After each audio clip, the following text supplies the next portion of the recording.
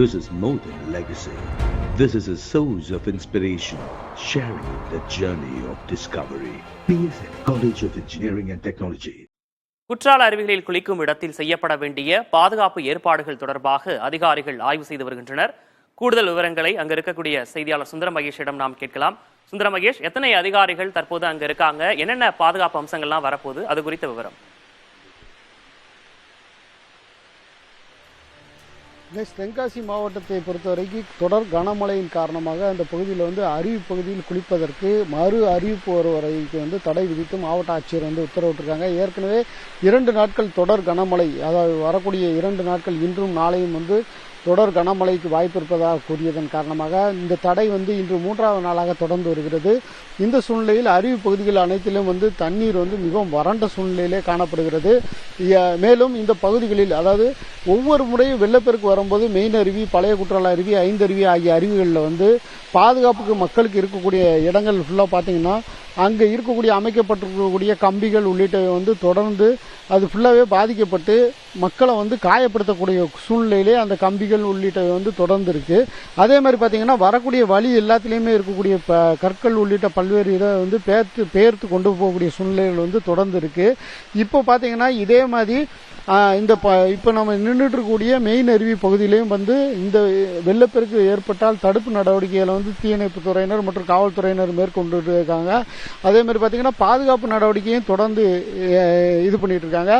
இதை பொறுத்த வரைக்கும் இப்போதைக்கு ஏற்கனவே பல்வேறு பாதுகாப்பு நடவடிக்கைகளும் அடிப்படை வசதிகளும் செய்யப்படணும் அப்படின்ற கோரிக்கை தொடர்ந்து இருந்துகிட்டே வந்துச்சு.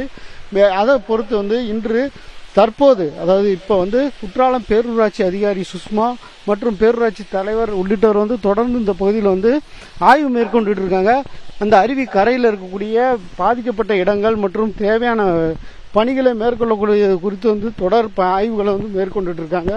இவங்ககிட்ட இந்த பகுதியில் என்ன மாதிரியான பணிகள் மேற்கொள்ளப்படுது அப்படின்னு கேட்கும்போது, இதுவரைக்கும், அதாவது இன்னும் 1 மாசமே இருக்கு. ஜூன், ஜூலை, ஆகஸ்ட் ஆகிய 3 மாதங்கள் இங்கே சீசன் காலமாக இருக்கும். வெளிநாடு, உள்நாடு, வெளி மாநிலங்கள்னு சொல்லி சுமார் 15 லட்சத்திற்கும் மேற்பட்ட சுற்றுலா பயணிகள் தொடர்ந்து இங்கே வருவாங்க.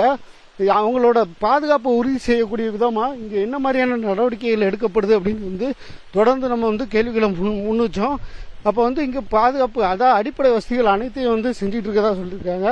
மேடம், இப்போ என்ன மாதிரியான நடவடிக்கைகள்லாம் எடுக்க போறீங்க? நாங்கள் இப்போ பேவர் பிளாக் எல்லாம் கொஞ்சம் உடஞ்சி கிடக்கு, அதெல்லாம் சரி பண்ண போகிறோம். அப்புறம் இந்த ஹேண்டில் இருக்குல்ல, அதெல்லாம் கொஞ்சம் சரி பண்ணி வைக்க போகிறோம். இந்த சீசனுக்கு முன்னாடி முடிக்கணும், அதுக்கு வேண்டி ட்ரை பண்ணுறோம். அலாரம் எல்லாம் ரெடி பண்ணிட்டோம். கொஞ்சம் டேமேஜ் ஆயிருந்து அலாரம் ரெடி பண்ணிட்டு இருக்கோம். மாதிரியான பணிகள் இங்கே தேவை, அத்தியாவசிய பணிகள் என்னெல்லாம் இருக்கு, அந்த பணிகள் என்னெல்லாம் நடைபெறதுக்கு? ட்ரெஸ்ஸிங் ரூம் பண்ணணும்.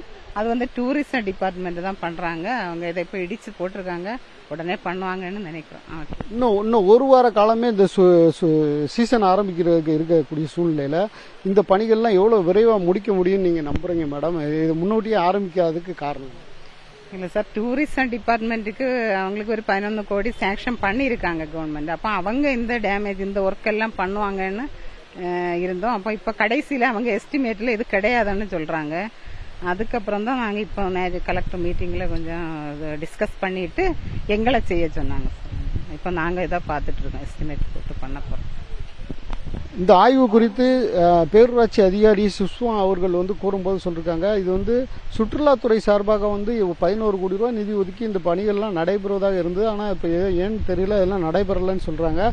எல்லா பகுதியிலுமே பெயர்ந்து, அதாவது அடிப்படை தேவைகள் அதிகரித்த நிலையில் குற்றாலம் இப்போ காட்சியளிக்கிறது. வரக்கூடிய பொதுமக்களுக்கு பாதுகாப்பை உறுதிப்படுத்தக்கூடிய நடவடிக்கைகளை மாவட்ட நிர்வாகம் எடுக்கணும்ட்டு இருக்காங்க. இப்போ நம்ம கூட பேசுறதுக்கு அது குறித்து என்ன மாதிரியான நடவடிக்கைகள் இங்கே எடுத்தா என்ன தேவைகள் இருக்கு, என்ன? அதாவது குற்றாலம் பார்த்தீங்கன்னா ஜூன், ஜூலை, ஆகஸ்ட் தென்மேற்கு பருவமழை அடிப்படையை வச்சு தான் குற்றாலத்தில் சீசன் துவங்குது. பல மாநிலங்கள்லேருந்து, பல மாவட்டங்கள்லேருந்தும் உலக லெவலையும் ஆள் வருவாங்க. இப்படி இருக்கக்கூடிய காலத்தில் பார்த்தீங்கன்னா இது மூலிகை தண்ணியாக இருக்கிறதுனால நிறைய பேர் குளிக்க விருப்பப்படுவாங்க. ஆண்டாண்டு காலமாக இந்த மாதிரி சூழ்நிலை நடந்திருக்கு. விபத்துகளும் அடிக்கடி நடந்துகிட்டு இருக்கு. இப்போ கூட முந்தா நாள் கூட பழைய குற்றாலத்தில் ஒரு வாலிபர், கொஞ்சம் வயசு பையன் இறந்து போயிட்டாங்க. இதெல்லாம் என்ன காரணம் கேட்டீங்கன்னா, மக்கள் தொகை கூட்டிகிட்டே போகுது. அருவி கட்டமைப்பு பல 100 ஆண்டு 200 ஆண்டு அப்படியே தான் இருக்கு. அருவி பக்கத்தில் எந்த விதமான ஒரு டெவலப்மெண்ட், அதாவது இப்போ சர்வதேச லெவல்லையோ இல்லை தமிழக லெவல்லையோ சுற்றுலாத்துறை பொறியாளர்கள் நியமித்து இந்த அருவி பகுதியில் இருக்கக்கூடிய அந்த கட்டமைப்பை மாற்றினா உயிருக்கு எதுவும் பாதுகாப்பை பண்ணலாமா அப்படிங்கிற மாதிரி இந்த பாலம் இடம்னா குறைஞ்ச இடமா இருக்கு, மெயின் ரோட்லாம் பக்கத்தில் இருக்கும். பழைய குற்றத்தில் இருந்து பார்த்தீங்கன்னா அதே போல் வந்து சுற்றுலா பயணிகள் இன்று ஞாயிற்றுக்கிழமை என்பதால் தொடர்ந்து வந்து இந்த ஏமாற்றத்துடன் திரும்பி செல்வதையும் காண முடிகிறது. சீசன் தொடங்குவதற்கு முன்பாக அந்த பணிகள் எல்லாம் முடித்து விரைவில் பொதுமக்களுடைய பயன்பாட்டுக்கு கொண்டு வரப்பட வேண்டும் என்பதுதான் எல்லோருடைய எதிர்பார்ப்பாக இருக்கு. களத்திலிருந்து விவரங்களை வழங்கியமைக்காக நன்றி சுந்தர Mahesh. This is more than a legacy. This is a source of inspiration, sharing the journey of discovery. PSN College of Engineering and Technology.